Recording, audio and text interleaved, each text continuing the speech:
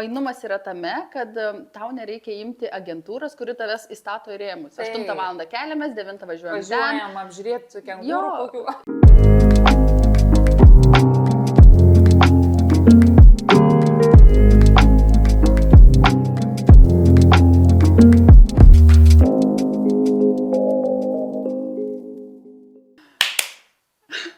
Važiuojam. Aš labai noriu paklausti. Nu, davai, varyk. Ką tu veikiai Peru? Wow. Peru buvo įdomi patirtis. Pirmiausia, tai su mintim važiuoti, susitvarkyti savo gyvenimėlį ir prasivalyti galvą. Kodėl tau reikėjo galvą prasivalyti? Nes buvo daug tokių klausimų, kuriuos aš neradau atsakymų. Turiu omeny, kur jokios praktikos čia, seminarai, kažkokie užsiėmimai nepadėjo išgryninti, kas buvo susikaupę, kokie atsakymai ir kaip judėti toliau. Ir būtent Peru tu žinojai, kad tau padės? Jo, aš į Peru važiavau tam, kad nuvažiuoti į džiunglės, nuvaryti į retreatmentą, į Ajavaską, apie kurią domėjausi jau 4 metus ir tam buvau, procese jau rašiaus tam. Nes visi važiuoja į Indiją galvos. Ne, Indija, manau, ne apie tai. Iš tikrųjų, pavyzdžiui, Ajavaska kaip medicina yra būtent iš ten kilus. Visos šaknys yra iš ten ir visi šamanai ir visos procedūros ir ceremonijos yra grinai, šaknys iš ten. Tai aš norėjau tiesiai ten ir varyti, kad gauti patį geriausią rezultatą. Ruošeisi ilgai kelioniai? Svajojau apie tai ir galvojau 4 metus ir visada taip susidėliodavo, kad kažkas įkliūdavo ir neišeidavo šitą patirtis.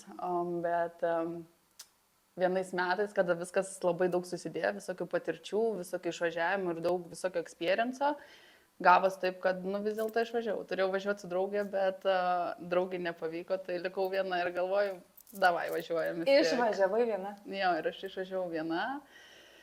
Nėriau tokią patirtį visiškai random pas šamanus, kurie šneka tik tais ispaniškai, aš šneku tik tais angliškai ir mes tarpusavį tik tais gestais. Aš iš pradžių važiavau į Peru, kad 2 savaitės pakeliaučiau ir paskui jau 10 dienų į džiunglės visiškai. Tai gerai, papasakok truputį, kaip tu atvažiavai ir viską nuo pat pradžių išlipus iš lėktuvo. Jeigu kalbant apie tą dalį, kur atvažiavau į džiunglės, tai aš skridau nuo Limos į Pukalpą ir mane iš oro uosto pasiėmė šamanas, o aš tą šamaną žinau už draugo.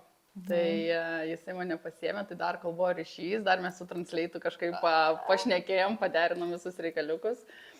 Bet po 6 valandų keliavimo, persikėlėm per upę ir panašiai atvažiavom į zoną, kur visiškai nėra ryšio ir tada jau prasidėjo tik tais gestikuliacija. Nebijojai? O Dieve, aš tai bijojau ir galvoju, Karolė, ką tu čia darai? Tavars neturim tai, čia seniai sėdi ir dabar važiuoji kažkur į kitą pasaulio kraštą pas kažkokius šamanus, kur visiškai nežinai, kaip susišnekėti. Ir į ceremonijas, kurios yra vienos pačios rimčiausių medicinos, kada tu nieko ten nekontroliuoji, tiesiog gauni visą informaciją ir gydymą to, kurio tau reikia, tu ten nieko nesustabdysi ir panašiai. Buvo rimta, iš tikrųjų 10 dienų visiškai atsiskyrus nuo visuomenės, nuo socialinių tinklų, nuo žmonių. Jo, ir tu būni iš tikrųjų tik su savim. Yra dar ceremonija šalia, bet yra ir tavo patirtis, kai tu būni tik su savim. Jokių kitų žmonių, jokių kitų šalutinių kažkokių trigerinimo. Tai buvo sunku, bet sakyčiau, čia buvo viena geriausių mano patirčių pažindinintis su savim. Wow, mamina, šiurpai, dar vis tokie, nesuprantu. Jo, ir paskui būna visai įdomu, kad tu turi grįžti iš tos visiškai tylos, iš tos ramybės, iš tų experiencų į realybę. Tai tu turi visą tą patirtį parsineš čia. Tai aš dar noriu plačiau į gilį, tie šamanai, tos visos ten, kas ten vyko? Ten vyko gydymo procesai, iš tikrųjų vyksta tam tikros ceremonijos su tam tikro augalo. O to augalo negali pasakyti? Ajavaska. Jo, jisai yra iš gamtos. Aš galvau, kokie, žinai, grybai. Ne. Ten yra stipriau negu grybai. Iš tikrųjų, ten yra procesai, kai tu įeini į tą erdvę, viskas atsidaro ir tu jau nieko nekontroliuosi. Gali pamatyti savo praeitį, gali suprasti, kas su tavimi yra negerai, gali išgydyti tam tikrus blogus įpročius arba tiesiog pamatyti save iš šono, kaip tu gyveni tam gyvenime, kaip stebėtojas. Nu, ten labai stipru, iš tikrųjų. 10 dienų taip? Aš buvau 10 dienų ir turėjau 5 ceremonijas. Ir tai nebuvo, kad buvo pilna žmonių, kaip daugumose vietose promautina, kad kaip komerciją darytų, kad darytų biznį. Tai buvo visiškai patikimi šamanai, patikimi žmonės iš mano pažįstamų, kas jau ten buvo. Aš buvau viena, dar pradžiai buvo gal 2 tokie bičiukai. Tai viskas labai jaukiai ir labai daug dėmesio tau. Ir, aišku, buvo labai, intens dalykų pamatei, kur, seniai, čia viskas taip vyksta. Ar gali pasakyti, kas? Nėra kaip paaiškinti tokių dalykų. Tu eini į tokį gylį ir tu eini į tokį gylį, tau atsidaro visa erdvė, kurioje yra viskas. Yra gėris, yra blogis, yra visa informacija apie tave. Tu būni kaip stebėtojas, tavęs kaip identiteto, kaip individualumo nebėra.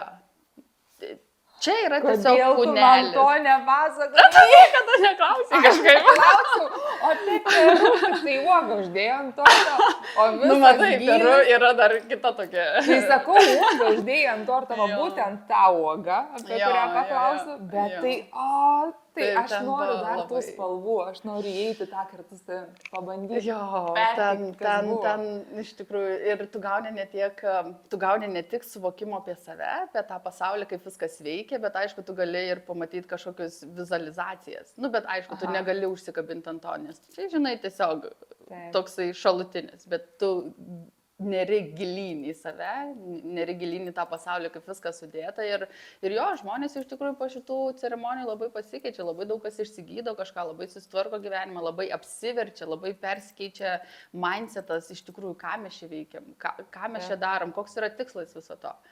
O nebijai, kad arba žmonės tie, kurie ten atsiduria, kad pasikeis taip viskas, kad tu nebesusitvarkysi su... Buvo man tokia mintis, nes aš turiu pavyzdžių, kurie labai smarkiai pasikeitė pavyzdžiui, nuo belio kokio tūsintojo reivintojo į visiškai žmogų, kuris medituoja 2 kartus per dieną, visiškai susitvarkęs mitybą, visiškai mindsetas persikeitė.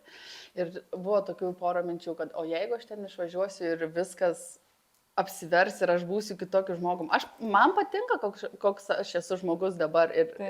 O jeigu tai persivers visiškai į kažką, į priešingą, tai galvoju, tai reiškia, taip turi būti. Reiškia, aš būsiu laiminga tame, kokioj būsenoje aš esu, į kurią pasikeičiau. Gerai, tu pasakoji apie tai, kad tas, vienas iš pavyzdžių buvo tūsintojas, bet paskui patapo toks sveikuolis gyvenimo, mylėtas, nušvito, ne?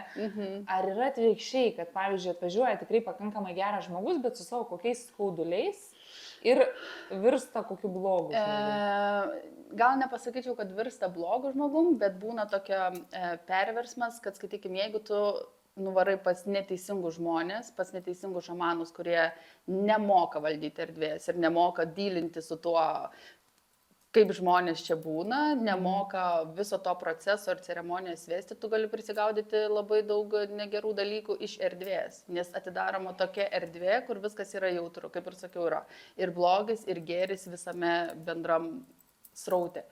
Tai jeigu tu nuvarysi pas kažkokius netinkamus žmonės, tai ir kurie nemokės suvaldyti proceso, kas vyksta tau tuo metu ceremonijoje, tai, gali grįžti šiek tiek su visokiam gliukom, kurias paskui turėsi kažkokiu būdu tvarkytis.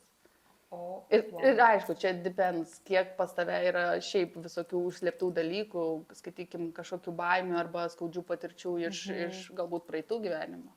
Iš praeitų gyvenimų, netgi ne iš vaikystės? Taip, viskas yra iš vien. Eina. Neina, žirpai per kūną. Jo, šiaip stiprus. Tie šamanai, ne? Sakai, turi jie patirties. Iš kur tu žinai? Aš manau, kad jie yra atsidavę savo darbui. Jie atsidavė, nes tai Peru yra apie tai. Jų gydymai nėra vaistai, preparatai. Jų gydymai yra būtent per augalus. Ir jie praktikuoja daug metų. Ir jie vieni kitus gydo tuo. O tai, tarkim, žmogus serga kokią kritinę ligą. Yra variantų, kur netgi ir pasveiksta. Tiesiog be tų chemoterapijų. Turiu pažįstamų, kurie turi šitą patirtį. Wow. O gerai, kiek metų, kaip tu manai, tie šamanai, pas kuriuos tu buvai, užsiima tuo? Matai, čia gaunasi iš kartos į kartą. Tėvai, va, pažiūrėjau, pas to šamanus, kur aš buvau, jie turi 3 sūnus ir 2 iš jų jau praktikuoja tai. Jie augina tiesiog tą kartą ir moko. Metų. Tiems sūnums gal vienam gal koks 3-5, kitam gal kem. Tai, pažiūrėjau, kai aš buvau tuose džiunglėse, tai aš turėjau 2 šamanus. Tai buvo sūnus ir tėvas, tai tėvui gal 70 metų, o sūnui gal kem 5. Labai sunku iš tikrųjų atskirti, nes jo, jie tokie, žinai, tamsesni ir Sveiki žmonės. Jo. Ir su galva gerai, ir su kūnu. Aišku, visi mes turim kažkokių gliukų ir kažkokių dalykų, su kuriais galbūt sudėtingiau sudylinti, bet šiaip palyginus, kaip jie gyvena, būtent džiunglėse ir būtent, vat, kurie praktikuoja šitą, tai nepalyginti su mūsų čia. Tai gerai, džiunglės, ne?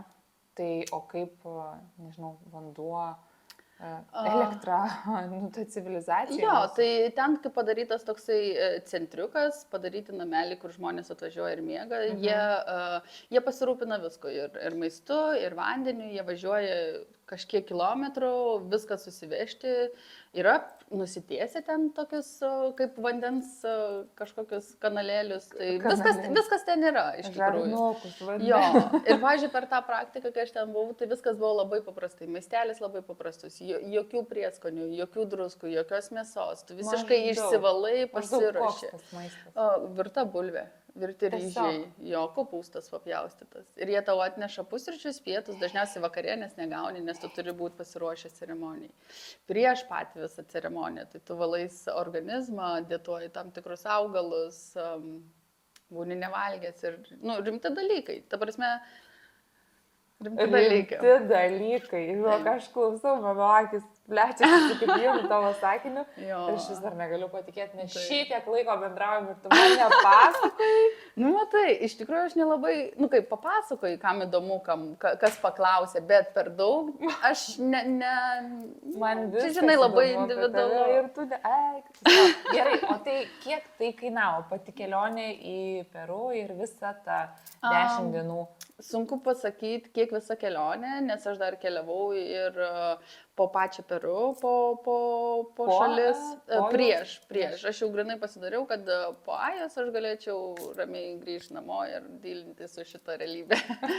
Gal visa kelionė, gal apie 3,5, nes aš dažniausiai keliauju low budget, labai paprastai viskas.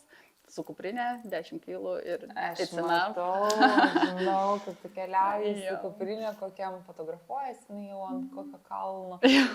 Tai iš tikrųjų tai man labai patinka stebėti tavo kelionės, bet dar ta vyšnė ant torto.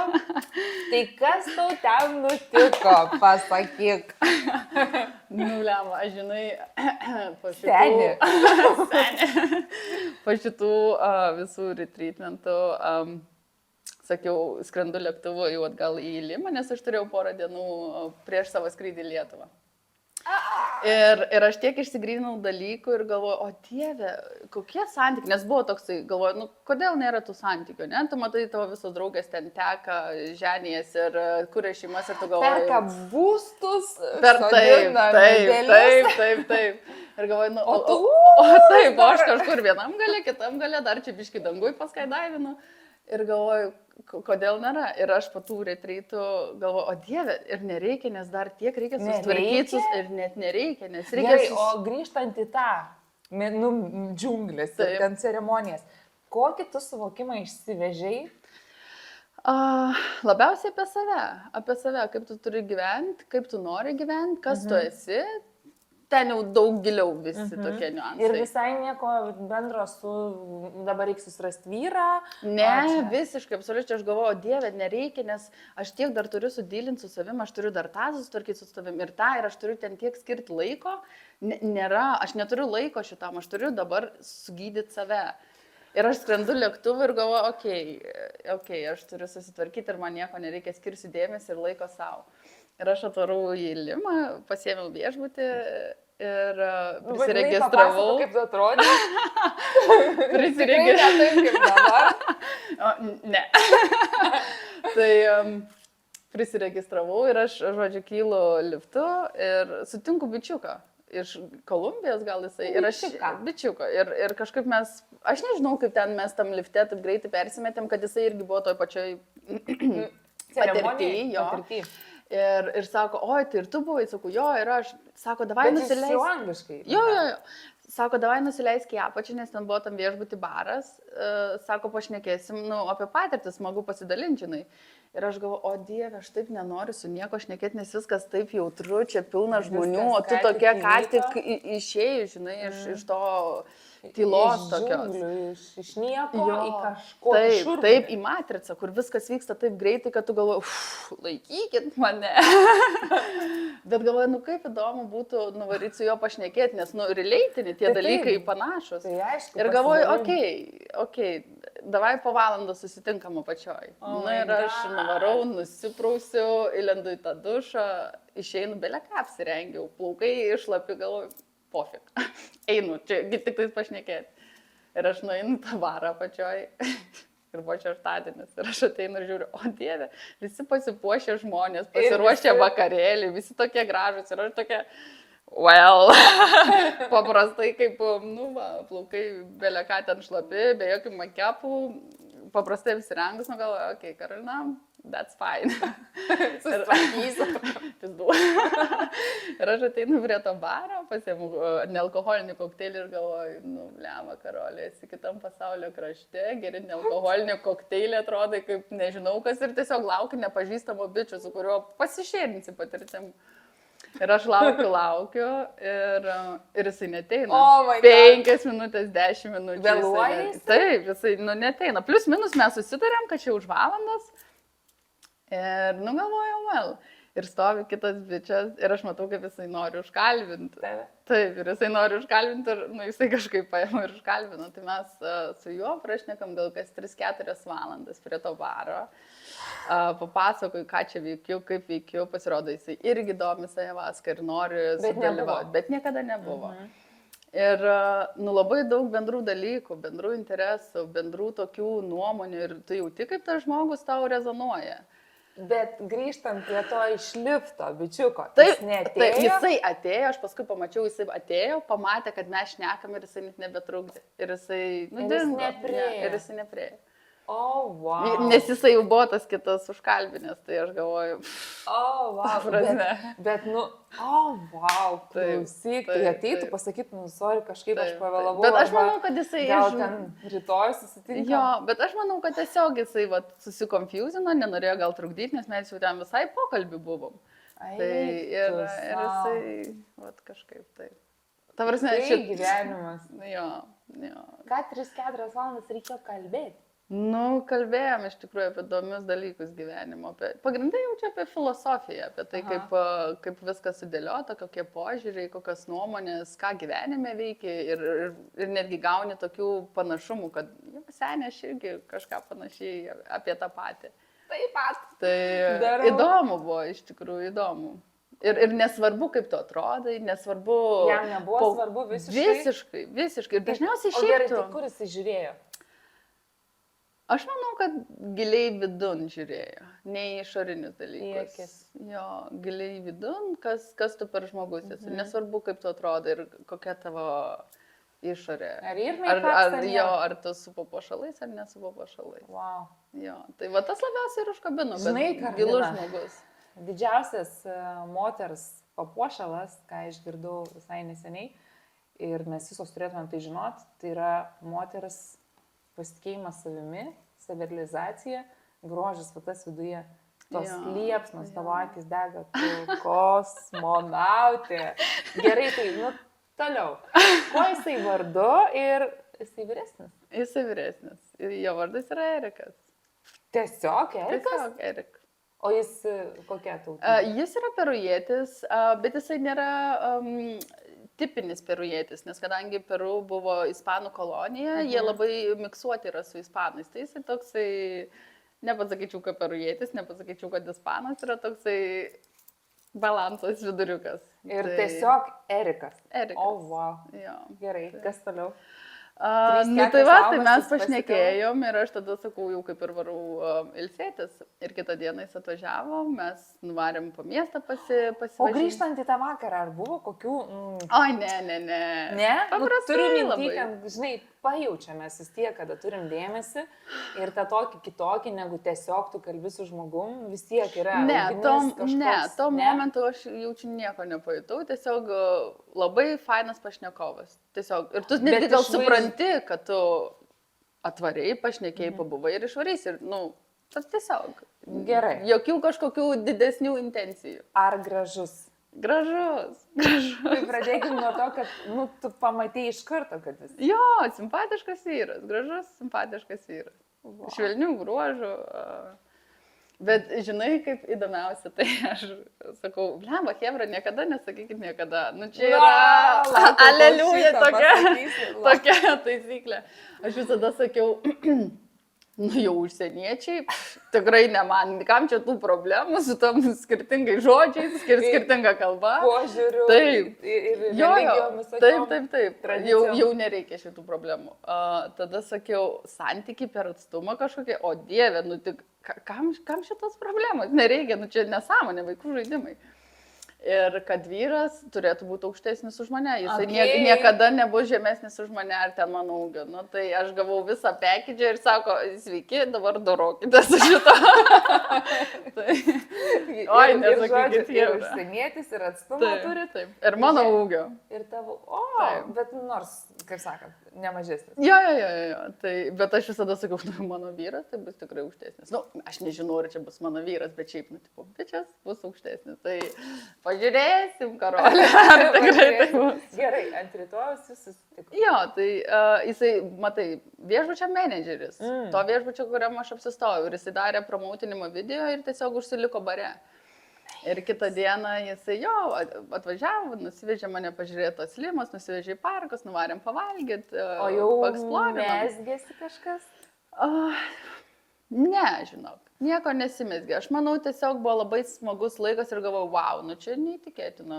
Nesitikėjau, žinai, po kažkokios kelionės, po retrytų, kad toksai opa ir... Išsivalėjai, baltas popierius. Jo, kur sakiau, kad nieko nereikia ir čia, sveiki, mes padarysim taip, kaip reikia. Kaip reikia. Jo, ir aš tada grįžau į Lietuvą. Kiek laiko jūs dar buvot kartu? Mes pabuvom tik tais tą vakarą ir tą antrą dieną. Čia insane, čia kažkokia nesąmonė. Kaip taip vyksta, dalykai. Ir tada, grįžau į Lietuvą ir jisai sugalvojo, kad jam reikia tripo su draugais į Europą.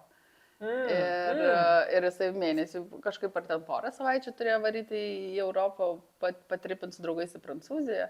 Tai gavas taip, kad jisai pabuvo su draugais kelias dienas ir paskui atvažiavo į Lietuvą ir beveik visą mėnesį prabuvo Lietuvoje. Buvot kartu? Jo. Ir kažkaip bet gerai jis atvažiavo jau tikslingai pas tave ar pamatyt Lietuvą? Aš manau, abu dalykai. Jisai ir šiaip yra labai smarkus keliautojas. Aš jau mėgstu keliauti ir keliauju, bet jisai dar daugiau keliauja. Tai ir gyvenęs kitose šalyse, ir studijavęs, ir mokęsis, ir šiaip keliavęs. Vienu laiku dirbo netgi kelionių agentų, žmonės į ekskursijas po šalis vežiojo. Taip. Ir aš galvoju, o Dieve, tu tik pasakok, kaip ten tose kelionėse, kas ten ką. Tai papasakok dabar apie savo tikslą, savo projektą, nes, tu esi grožio specialistė. Jo, aš grožio specialistė jau 14 metų. Mano nagais pasirūpinta ir super. Tai kas toliau? Toliau šalia šito, manau, prisidės ir... Nemanau, tu jau darai. Aš jau daru. Man dar baisu kažkaip kalbėti apie tai. Tu privalai kalbėti apie tai. Jo, žinai, dar atrodo tokia svirduliuojanti kaip čia kas, nes tai, visa tai yra nauja. Bet jo, šalia savo profesijos pridedu kelionių tokių organizavimą, tokių maršrutų sudarimų žmonėm, kurie nori viską gatavo ant padėkliuko. Jie nenori daryti researchų, kur nueiti. Jie nenori daryti researchų, kur nueiti pavalgyti, ką pamatyti, kur apsistoti. Jie nenori ieškoti pigių bilietų, jie nori visko ant lėkštutės. Kad davai tu sudaryk man maršrutą, o aš tik tai mėgaujuos ir keliauju. Kiek kelionių jau sudarai? 4. Papasakok apie jas. Pirma kelionė į kur, kas keliavo? Pirma kelionė buvo mano klientė. Nagučiai. Taip, Nagučiai. Jis sako, Karolė, rimtai kažką darai, mes šitą dabar organizuojam su vyru medaus mėnesio kelionę ir norim į Balį. Tai pirma kelionė, aš jiems sudariau medaus mėnesį Balį. Bet matai, tos kelionės yra fainumas yra tame, kad tau nereikia imti agentūros, kuri tavęs įstato į rėmus. 8 val. Keliamės, 9 važiuojam. Važiuojam apžiūrėti kengūrų kokių. Jo, aš nenoriu 8 keltis, nes man yra atostogos. Tai davai, aš turiu planą, kur aš ką galiu nuvaryti, ką pažiūrėti, kaip man susigaudyti taksus ir aš kada atsikelsiu tada ir nuvarysiu. Tokia laisva, savarankiška kelionė su sudėliotais pointais, pagrindiniais basicais. Ir kas Baly, va tai porai medaus mėnuo, taip? Jo.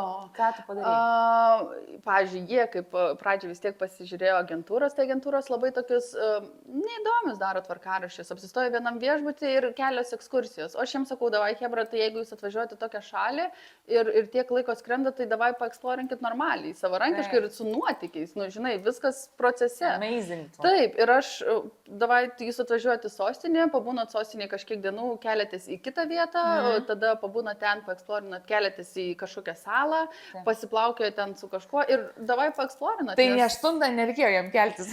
Ne, čia varom, čia. Jo, šiaip tu gali pasisakyti, ar tu nori aktyvios, ar tu nori pasyvesnės ir aš kažką priderinsiu. Jie norėjo aktyviai. Ir aš jiem, aktyviai, tai gerai, davai, varom taip, kaip aš varu. Ir paskui jie sako, eik tu savo, buvo stipru, biški pavargau. Bet fainai. Smagu, kad geras feedbackas ir jiem patiko. Jie daug pamatė iš tikrųjų. Pasėmė motus.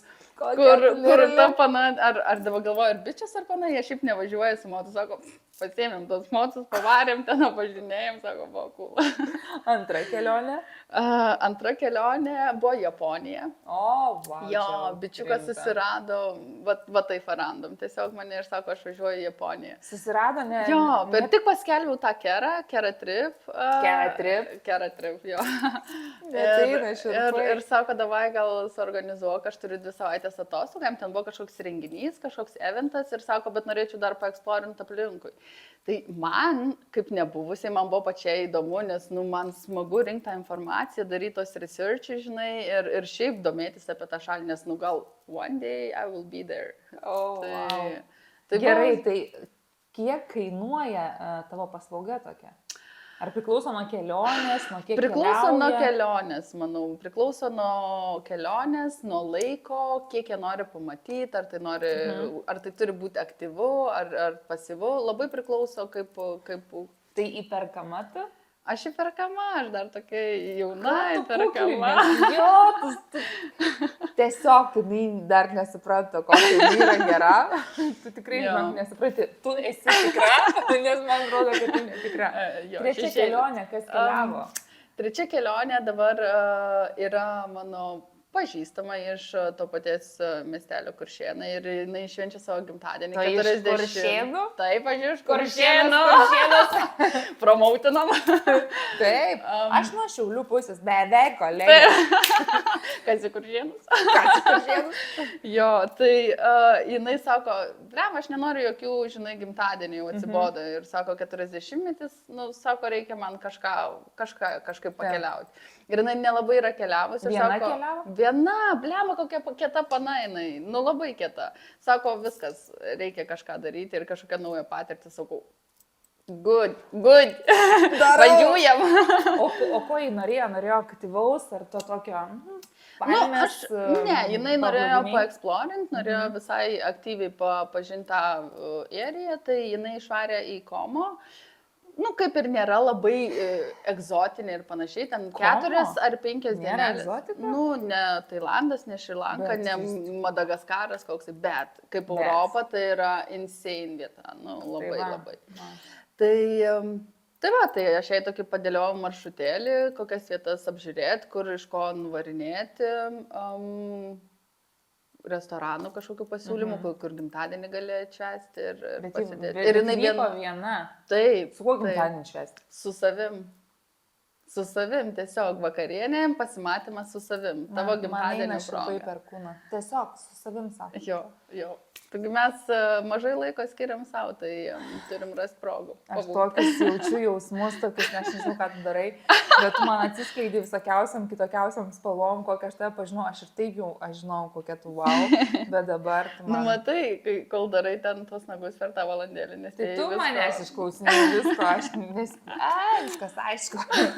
O ketvirta kelionė? O ketvirta dabar suorganizavau į Šri Lanką ir Maldyvus porelę, kurie sumastė varyti 2 savaitės, berods 2 savaitės. Tai jie vis dar tik tai svarys lapkričio mėnesį. Tai ten buvo daugiau reikalų, nes viskas step by step, kiekvieną dieną ten yra daug ką pamatyti ir tu turi vis keisti lokacijas. Plus dasidėjo Maldyvai 4 dienas ant galo, kurie nori tiesiog pačilinti ir parilaksinti. O buvo tokių momentų, kai tavo išvykusieji, tie, kurie jau buvo, atsidurtų kokioj situacijoje, kai, ne ten nuvykau, gelbėk. Jo, ir kaip tik vakar parašo žinutę, kad Karolė, žiūrėk, biškiai čia kažkur atvažiavau, kur nėra žmonių. Ir aš tokia, ta prasme, tu turėjai iš centro varyti tokį Como Central Station Čiovanį ir iš ten pasimti ten keltą į Beladžiją. Man atrodo, ne tą bilietą nusipirkau, nes ten, reikėjo atskirti kokią stotį. Ir jinai man taip prašo ir aš galvoju, eik tu savo, tai ką dabar daryti? Ir aš tokia biški, gerai, kvepuojam, sprendžiam, dylinam, žiūrim, kur čia kaip dabar nusigauti iš to. Tiesiog tu būdama čia. Jo, ir aš vakar turėjau tokį biški reikaliuką, kad padėti žmogui dasigauti į kitą stationą. Ačiū Dievui, tai nebuvo kitam miesto gale, ten buvo gal 10 minučių važiuoti nuo tos stoties, bet jau buvo vakare, jau vakaras, žmonių nelabai yra, ten tų autobusų galbūt ar kažkokių nepasigausi. Tai, bet įsisprendė, viskas ok, jinai šiaip drąsi, kieta pana, tai susistabdė kažką važiuojant gatve. Jo, jai 40 metų, bet šiaip kieta pana. Viską labai ten gerai. Gal jį irgi vyšnių ant torto sutiks? Oi, niekada negali žinoti. Aš jau dabar supratau, kad tu niekada nieko negali žinoti. Tu tiesiog gyveni savo gyvenimą tam momente ir leidi viskam vykti ir tau visą tą gali pažerti tiek siurprizų, kad seniai, laikykit mane. Aš žinok, lauksiu šito mūsų pokalbio ir žiūrėsiu kelis kartus, nes tiesiog. Aš, aišku, tradiciškai, aš noriu paklausti apie nuobodžius finansus. Kaip tu tais tvarkais? Ar tu jautiesi, kad esi visiškai finansiškai nepriklausoma ir valdanti savo gyvenimą ir bus, nebus kažkas iš šono, kas tau padėtų, turinti vyras ar kažkas? Gal kažkada bus, dabar tai kol kas dylinu visai puikiai pati. Kaip, yra tų visokių gliukų, tu kartais ups and down, kartais daugiau uždirbi, kartais mažiau, dar žinai, pas mane, kai yra nestabilu, aš kartais galiu padirbti daugiau ir turėti daugiau, kartais aš nenoriu dirbti, nes jau, pavargai ir tada tu, šiek tiek pailsi. Bet yra taupimo metodai, yra atsidėjimai, yra kažkokie biudžetai, kažkiek save prilaikai, kiek tu gali, kiek tu negali. Yra. Ir aišku, netgi taupimo ta sistema, kur tu kaupi pinigėlius kažkur dedi kaip kompensą, tai jinai yra. Ir jinai visada gali pagelbėti, man atrodo, jeigu jau bus. Ir kas man smagu, kad tu jau daug metų tą darai. Jo, jau kokie 8 gal metai. Taip, labai džiaugiuosi dėl tavęs. Kam tu, sudarinėdamas sutartį, sugalvoji, kad reikės tų pinigų kažkam panaudos ir tu tikslingai darai, ar tiesiog? Manau, kad tikslingai, žinok. Ne tai, kad tikslingai, sakyčiau, kad šitą pasiūlymą man padavė klientė, kad, žiūrėk, Karolė, nežinai, kaip gyvenime gali būti, tai davai būk pasiruošus, jeigu ką juodai dienai. Super, kad žmonės dalinasi gerom patirtim, aš tiesiog už tuos. Jo, bet iš tikrųjų tai šiek tiek reikėjo gal mane įtikinėti, nes, atrodo, nepasitikė, ar čia tikrai taip, ar čia bus gerai. O kodėl? Kodėl tu galvoji, kad... Gal dėl to, kad mažai informacijos, tu neturi prikaupęs informacijos, niekas taip nepraplečia, niekas garsiai per daug nešneka, reikia daugiau šnekėti ir daugiau dalintis šituo dalyku, kad tu sakai, žiūrėk, iš tikrųjų tai veikia ir tau bus gerai. Tai... Bet tu vis tiek darai, žinai, atrodo, kaip ir nėra iki galo aišku, Bet tu vis tiek tiesiog darbinus pinigus. Jo, tu pasitikė, nes, galvoju, o jeigu iš tikrųjų tai veikia, tai davai pažiūrim, pabandom ir jau matysim, kaip. Jeigu ką, tu visada gali atsisakyti. Šitą opcija yra. Taip. Bet aš manau, kad čia viskas Aš labai naudinga. Tu nežinai, kaip pasisuks tavo gyvenimas, gal tu žinai, norėsi viską mesti, atverti baltą lapą ir tau reikės šaibų, pavyzdžiui, iškeliauti kažkur. Ir mes turim pavyzdį. Taip, mūsų bendra draugė, kuri lygiai taip pačiai turėjo tokį kaupiamąjį investicinį draudimą ir panaudojo pinigus. Taip, kada jie iškeliautų kur? Australija. Aš noriu apie tavo ateities tikslus dar paklausti. Tai gerai, tai tu gyvensi per orą čia, kaip čia bus? Well, aš nežinau, kaip viskas bus. Ta prasme, aš tiesiog mėgaujuos tuo, ką dabar gyvenimas duoda. Iš tikrųjų, aš neriu į nuotykį ir aš nežinau jokių atsakymų. Tikriausiai go with the flow. Kaip atneš, taip ir bus. Nekuri kažkokių iliuzijų ir tu neprisikuri kažkokių pasakų. Ne, tu tiesiog gyveni ir mėgaujas to nuotykiu ir žiūri, kas iš to išeis. Paeis, smagu. Nepaeis, aš turėjau belė kiek smagių akimirkų. Tai man atrodo, apie tai viskas ir yra. Tai nežinau, kokie bus tolimesni. Dabar artimiausias planas yra susitvarkyti koją, nes turiu operaciją raiščio. Taip, ir pailsėti, pagulėti, atsistatyti. Dėl draudimo pasitikslinsim. Jo, va šitą, bet tarp kitko, jau čia net nebėra ar gali, aš jau žinau, kad aš gausiu ir aš per pirmą operaciją gavau menisko ir tada dabar gavau per šitą ir dar jie sako atsiųskit išrašus, nes, o kadangi operacija vyks, dar jie kažkiek dar sumokės. Taip, kad ne tik taupau, bet ir draudžiuosi. Vis tiek aš apie tą tavo Eriką. Tai kada jis atvažiuos? Jis dabar atvažiuoja rugsėjo mėnesį. Važiuosim pakeliauti po Lenkiją. Po Lenkiją, kodėl ne po Lietuvą? Nes noriu į kalnus, o Lenkija, Zakopanė yra arčiausia vieta, kur galiu pakvėpuoti kalnuose, biškai pahaikinti kažkaip taip prieš atsigulant į patalėlius gyjimo.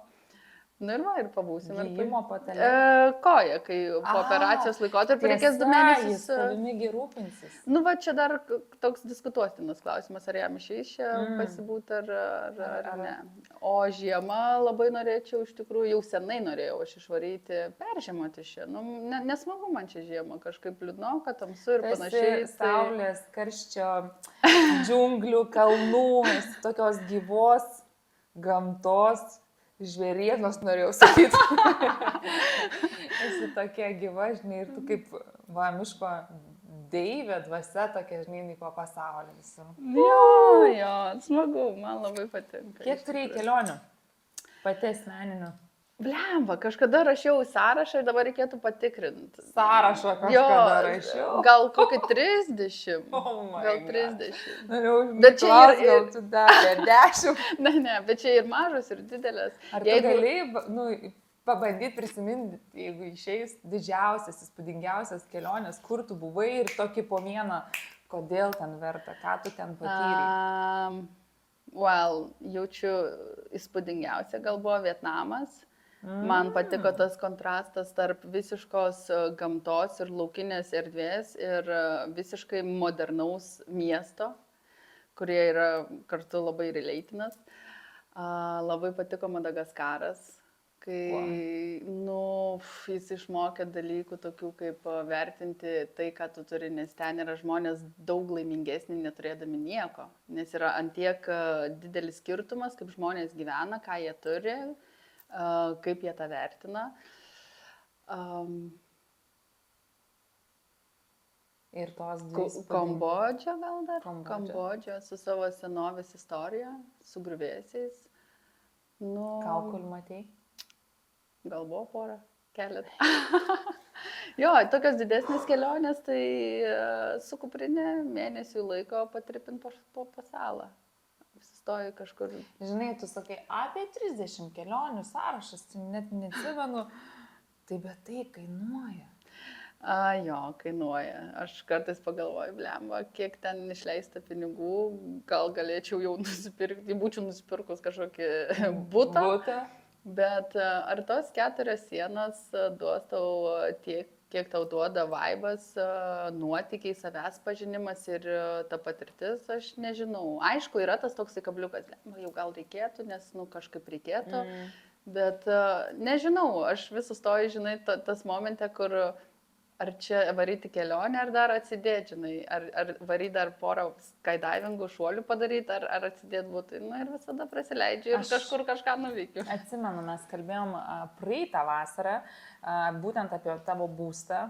Ir aš ir iš pokalbio jaučiu, kad dar ne dabar, žinai, tu nepasiruošus, nes ne tik nepasiruošus finansiškai tu gali, mes skaičiavom, bet tau nereikia dar. Matyti, jo. Ir tas ir yra, kad tu leidi kelionėms, tu mėgaujasi, nes tau dar nereikia. Akivaizdu, kad taip. Ko palinkėtum savo?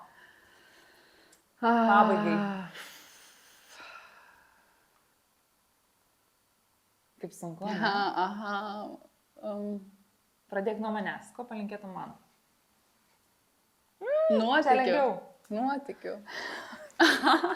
Nuotykių visokių. Man atrodo, šitas gyvenimas turėtų būti spalvotas su pilna džiaugsmo ir tokių gerų emocijų ir gerų experiencijų iš nuotykių. Tai aš gal palinkėčiau nuotykių. Tai tu žinai, kad palinkėjai savo? O blema, čia tų tiek daug nuotykių, kartais net norėtų savo palinkėti tokios ramybėlės, kartais pailsėjimo. Savelė. Nežinai, kas yra žmogus, kuris linki kitam, tarkim, ten sveikatos, pinigų, meilės, iš tikrųjų jis linki savo. Ir tai nieko blogo, mes linkim kitam to, ko mes patys norime. Taip. Ir kai, žinai, sunku yra pasakyti, kad, tai aš savo palinkėsiu nuotykių, bet Robertai yra lengva palinkėti. Tai dabar savo, jeigu taip, ar tikrai tau tos ramybės reikia? Kaip, kartais šiek tiek reikia, nes kartais tiek užkelia aukštyn tie nuotykiai, kad galvoju, biškai gal prisėskim. Bet šiaip, ką žinau, toliau tokia jaučiu išlikti ir griebti iš to gyvenimo, semti pilnom saujom tai, ką duoda visata. Išlikti. Tai noriu pasakyti iš tikrųjų jums visiems ir tau didžiulį ačiū, nes jūs net neįsivaizduojat, aš pasiruošusi lėktuvą, mano lagaminai prie manęs. Ir čia tai insane irgi. 7 valandą ryto padarom šitą nuostabų. Jo. Šiaip, jeigu atvirai, aš buvau, žinai, pagalvojus, kad aš matydavau žmonės, kaip varo į podcastus ir galvoju, blema, kaip faina, Hebratin papasakoja apie savo gyvenimą, žmonėm jie žiūri, jie gauna kažkokių inspirationų ir kažkokių patirčių, galvoju, kaip faina, blema, gal būtų faina kažkada pašnekėti. Ir aš tik šitą mintį pasakiau, tiesiog kažkada. Jūs suprantat, kad svajonės pildosi ir jūs suprantat, kad jūs pritrauksite tai, ko jūs norit. Norit pinigų, pritrauksite pinigų, norit Peru susitikti mylimai, padarysit. Manifestacija veikia. Taip. Tiesiog pasakyk garsiai ir... Ateik čia, ateik. Jėga, saulė. Super, Jėzus, tavo kepurė, duok man. Gerai atrodau. Šita gerulė. Jėga. Bet ne, man prisimins. Pabandyk, užsidėti pilnai. Man, palauk, šukuosi dar. Žodžiu, mergyt, ačiū tau labai. Tai ką, iki kitos vasaros. Taip. Ir arba Peru, jo, jeigu ką, ir suksi, jeigu netyčia ten. Prilėkiai, Sidnėjų, jeigu ką. O šitą tai reikės padaryti. Labai lauks. Labai ačiū. Viskas.